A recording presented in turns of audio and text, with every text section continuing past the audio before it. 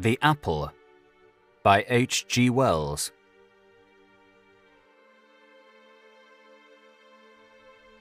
"I must get rid of it," said the man in the corner of the carriage, abruptly breaking the silence. Mr. Hinchcliffe looked up, hearing imperfectly. He had been lost in the rapt contemplation of the college cap tied by a string to his portmanteau handles, the outward and visible sign of his newly gained pedagogic position, in the rapt appreciation of the college cap and the pleasant anticipations it excited. For Mr. Hinchcliffe had just matriculated at London University and was going to be a junior assistant at the Holmwood Grammar School, a very enviable position. He stared across the carriage at his fellow traveller. "Why not give it away?"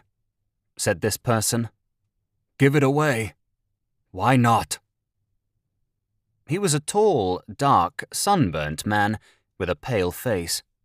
His arms were folded tightly, and his feet were on the seat in front of him. He was pulling at a lank black moustache. He stared hard at his toes. "Why not?" he said. Mr. Hinchcliffe coughed. The stranger lifted his eyes. They were curious, dark grey eyes, and stared blankly at Mr. Hinchcliffe for the best part of a minute, perhaps. His expression grew to interest. "Yes," he said slowly. "Why not? And end it."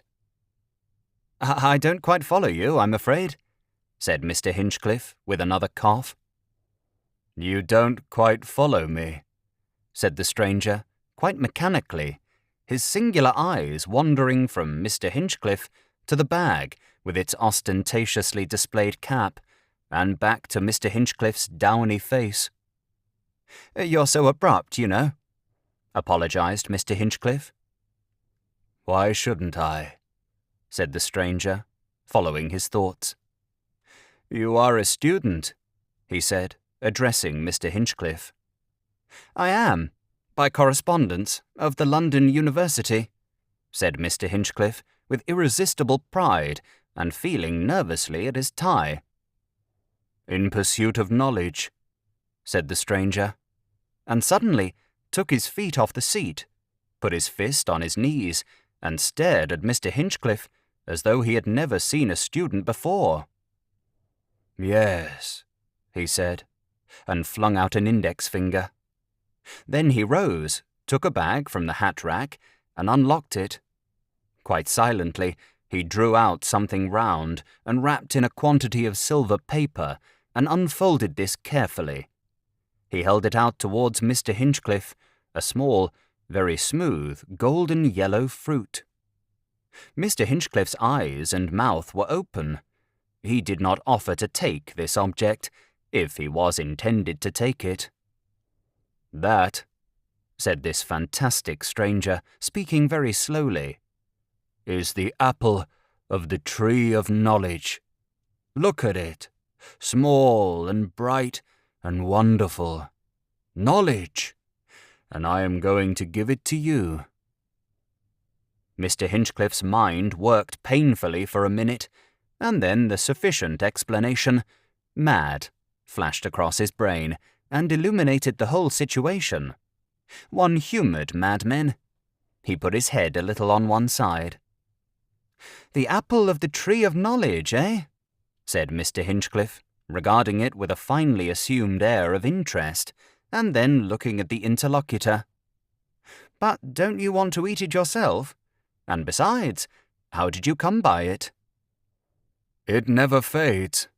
I have had it now 3 months, and it is ever bright and smooth and ripe and desirable as you see it." He laid his hand on his knee and regarded the fruit musingly. Then he began to wrap it again in the papers, as though he had abandoned his intention of giving it away. "But how did you come by it?" said Mr. Hinchcliffe, who had his argumentative side. "And how do you know that it is the fruit of the tree?" "I bought this fruit," said the stranger, 3 months ago, for a drink of water and a crust of bread. The man who gave it to me, because I kept the life in him, was an Armenian. Armenia, that wonderful country, the first of all countries, where the Ark of the Flood remains to this day, buried in the glaciers of Mount Ararat. This man, I say, fleeing with others from the Kurds who had come upon them, went up into desolate places among the mountains, places beyond the common knowledge of men, and fleeing from imminent pursuit, they came to a slope high among the mountain peaks, green with a grass like knife blades that cut and slashed most pitilessly at anyone who went into it. The Kurds were close behind, and there was nothing for it but to plunge in, and the worst of it was that the paths they made through it at the price of their blood served for the Kurds to follow. Every one of the fugitives was killed, save this Armenian and another. He heard the screams and cries of his friends, and the swish of the grass about those who were pursuing them. It was tall grass rising overhead, and then a shouting and answers, and when presently he paused, everything was still. He pushed out again, not understanding, cut and bleeding, until he came out on a steep slope of rocks below a precipice, and then he saw the grass was all on fire, and the smoke of it rose like a veil between him and his enemies. The stranger paused. "Yes," said Mr. Hinchcliffe. "Yes." There he was, all torn and bloody from the knife blades of the grass, the rocks blazing under the afternoon sun, the sky molten brass, and the smoke of the fire driving towards him. He dared not stay there. Death he did not mind, but torture. Far away beyond the smoke he heard shouts and cries, women screaming, so he went clambering up a gorge in the rocks. Everywhere were bushes with dry branches that stuck out like thorns among the leaves, until he clambered over the brow of a ridge that hid him. And then he met his companion, a shepherd who had also escaped, and counting cold and famine and thirst as nothing against the Kurds, they went on into the heights and among the snow and ice. They wandered 3 whole days. The 3rd day came the vision. I suppose hungry men often do see visions, but then there is this fruit. He lifted the wrapped globe in his hand. And I have heard it too from other mountaineers who have known something of the legend. It was in the evening time, when the stars were increasing, that they came down a slope of polished rock into a huge dark valley, all set about with strange contorted trees, and in these trees hung little globes like glowworm spheres, strange, round, yellow lights. Suddenly, this valley was lit far away, many miles away, far down it, with a golden flame marching slowly athwart it, that made the stunted trees against it black as night, and turned the slopes all about them, and their figures to the likeness of fiery gold. And at the vision, they, knowing the legends of the mountains, instantly knew that it was Eden they saw, or the sentinel of Eden, and they fell upon their faces like men struck dead. When they dared to look again, the valley was dark for a space, and then the light came again, returning, a burning amber. At that, the shepherd sprang to his feet, and with a shout began to run down towards the light. But the other man was too fearful to follow him. He stood stunned, amazed, and terrified, watching his companion recede towards the marching glare. And hardly had the shepherd set out when there came a noise like thunder, the beating of invisible wings hurrying up the valley, and a great and terrible fear. And at that, the man who gave me the fruit turned, if he might still escape, and hurrying headlong up the slope again, with that tumult sweeping after him, he stumbled against one of these stunted bushes, and a ripe fruit came off it into his hand. This fruit. Forthwith the wings and the thunder rolled all about him. He fell and fainted, and when he came to his senses he was back among the blackened ruins of his own village, and I and the others were attending to the wounded. A vision? But the golden fruit of the tree was still clutched in his hand. There were others there who knew the legend, knew what that strange fruit might be. He paused. "And this is it," he said. It was a most extraordinary story to be told in a third-class carriage on a Sussex railway. It was as if the real was a mere veil to the fantastic, and here was the fantastic poking through. "Is it?" was all Mr. Hinchcliffe could say. "The legend," said the stranger, "tells that those thickets of dwarfed trees growing about the garden sprang from the apple that Adam carried in his hand when he and Eve were driven forth. He felt something in his hand, saw the half-eaten apple, and flung it petulantly aside. And there they grow in that desolate valley, girdled round with the everlasting snows, and there the fiery swords keep ward against the judgment day." "But I thought these things were—" Mr. Hinchcliffe paused. "Fables, parables, rather. Do you mean to tell me that there, in Armenia—" The stranger answered the unfinished question with the fruit in his open hand. "But you don't know," said Mr. Hinchcliffe, "that that is the fruit of the tree of knowledge. The man may have had a sort of mirage, say. Suppose—" "Look at it," said the stranger. It was certainly a strange-looking globe, not really an apple, Mr. Hinchcliffe saw, and a curious glowing golden colour, almost as though light itself was wrought into its substance. As he looked at it, he began to see more vividly the desolate valley among the mountains, the guarding swords of fire, the strange antiquities of the story he had just heard. He rubbed a knuckle into his eye. "But," said he, "it is kept like that, smooth and full, 3 months. Longer than that it is now by some days. No drying, no withering, no decay." "And you yourself," said Mr. Hinchcliffe, "really believe that—" "Is the forbidden fruit." There was no mistaking the earnestness of the man's manner and his perfect sanity. "The fruit of knowledge," he said. "Suppose it was," said Mr. Hinchcliffe after a pause, still staring at it. "But after all," said Mr. Hinchcliffe, "it is not my kind of knowledge, not the sort of knowledge. I mean, Adam and Eve have eaten it already." "We inherit their sins, not their knowledge," said the stranger. "That would make it all clear and bright again. We should see into everything, through everything, into the deepest meaning of everything." "Why don't you eat it, then?" said Mr. Hinchcliffe, with an inspiration. "I took it, intending to eat it," said the stranger. "Man has fallen. Merely to eat again could scarcely—" "Knowledge is power," said Mr. Hinchcliffe. "But is it happiness? I am older than you, more than twice as old. Time after time I have held this in my hand, and my heart has failed me at the thought of all that one might know, that terrible lucidity. Suppose suddenly all the world became pitilessly clear."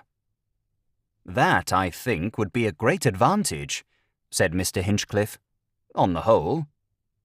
"Suppose you saw into the hearts and minds of everyone about you, into their most secret recesses, people you loved, whose love you valued." "You'd soon find out the humbugs," said Mr. Hinchcliffe, greatly struck by the idea. "And worse, to know yourself, bare of your most intimate illusions, to see yourself in your place, all that your lusts and weaknesses prevented your doing, no merciful perspective." "That might be an excellent thing, too. Know thyself, you know." "You are young," said the stranger. If you don't care to eat it and it bothers you, why don't you throw it away?" "There again, perhaps, you will not understand me.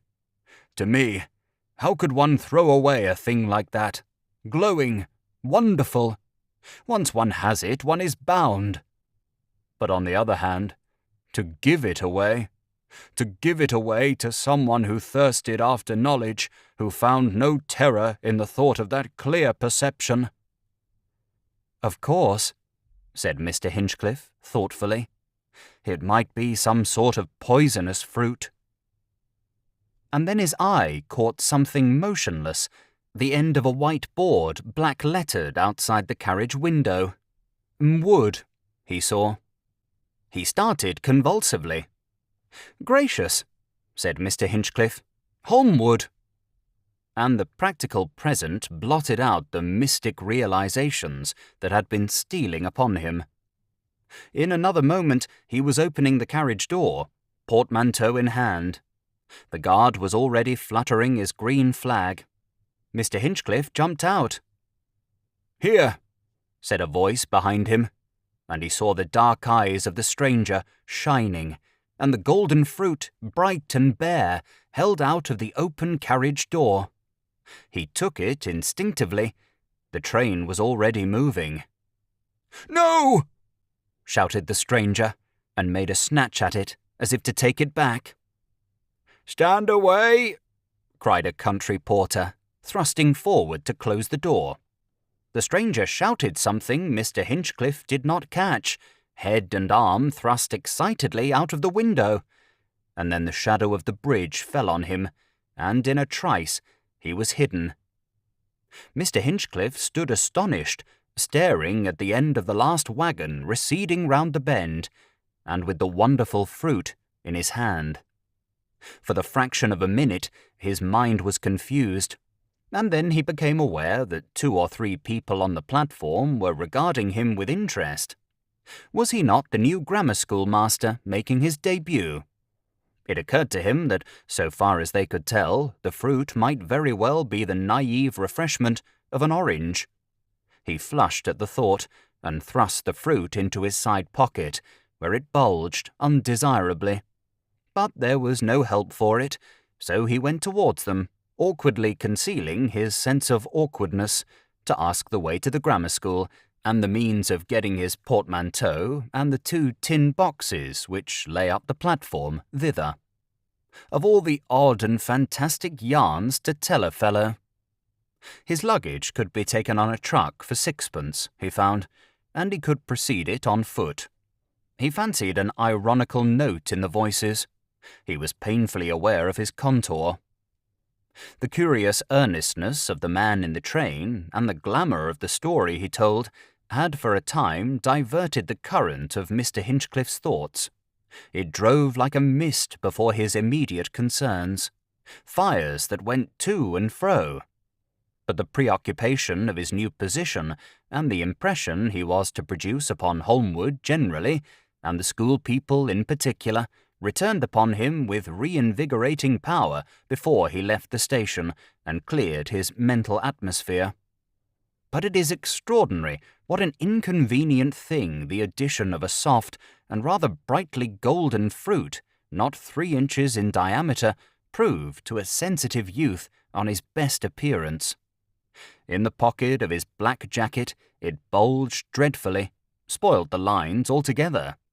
He passed a little old lady in black, and he felt her eye drop upon the excrescence at once. He was wearing one glove and carrying the other, together with his stick, so that to bear the fruit openly was impossible. In one place, where the road into the town seemed suitably secluded, he took his encumbrance out of his pocket and tried it in his hat. It was just too large. The hat wobbled ludicrously, and just as he was taking it out again, a butcher's boy came driving round the corner. "Confound it," said Mr. Hinchcliffe. He would have eaten the thing and attained omniscience there and then, but it would seem so silly to go into the town sucking a juicy fruit, and it certainly felt juicy. If one of the boys should come by, it might do him a serious injury with his discipline, so to be seen. And the juice might make his face sticky and get upon his cuffs, or it might be an acid juice as potent as lemon and take all the colour out of his clothes. Then round a bend in the lane came two pleasant, sunlit, girlish figures. They were walking slowly towards the town and chattering. At any moment they might look round and see a hot-faced young man behind them carrying a kind of phosphorescent yellow tomato. They would be sure to laugh. "Hang!"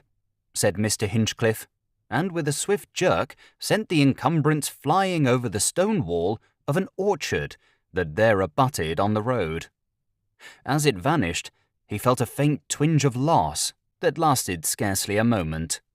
He adjusted the stick and glove in his hand and walked on, erect and self-conscious, to pass the girls. But in the darkness of the night, Mr. Hinchcliffe had a dream and saw the valley and the flaming swords and the contorted trees, and knew that it really was the apple of the tree of knowledge that he had thrown regardlessly away, and he awoke very unhappy. In the morning his regret had passed, but afterwards it returned and troubled him. Never, however, when he was happy or busily occupied. At last, one moonlight night about 11, when all Holmwood was quiet, his regrets returned with redoubled force, and therewith an impulse to adventure. He slipped out of the house and over the playground wall, went through the silent town to Station Lane, and climbed into the orchard where he had thrown the fruit. But nothing was to be found of it there, among the dewy grass and the faint, intangible globes of dandelion down.